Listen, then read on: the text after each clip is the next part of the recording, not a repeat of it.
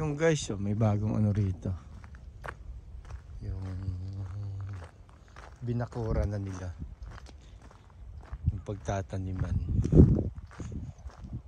Dito ko kinuha ng dati yung ano, yung nakahilirang kalabasa. So ayan, may bakod na. Makikita nyo guys yung bakod eh. Ano eh.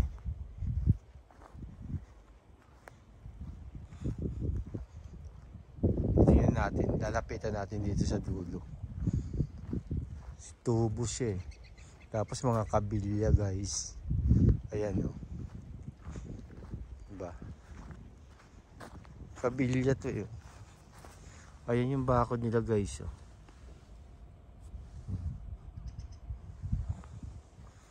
Tapos to, may tubo nakatali. Diba? Hindi ko lang alam kung ano, kung lalagyan nila ng ano to, ng konting sa kabila kasi mayroong mga bakod doon na ano eh, na mayroong tawag dito, may konting kuryente, mayroong ground para iwasan ng ano, ng mga hayop.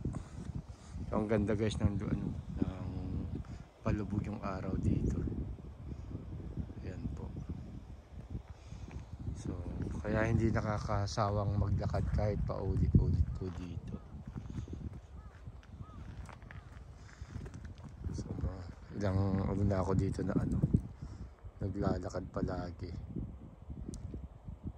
So yung Mount Fuji po natatakpan kaya hindi natin nakikita. Medyo maulap siya ngayon. Pero yung ganda naman ng ano, palubog na araw. Hinihintay ko na ano eh, na medyo yung pumula pa kasi pumupula talaga to eh kapag ano, palubog na yung araw. Salamat guys!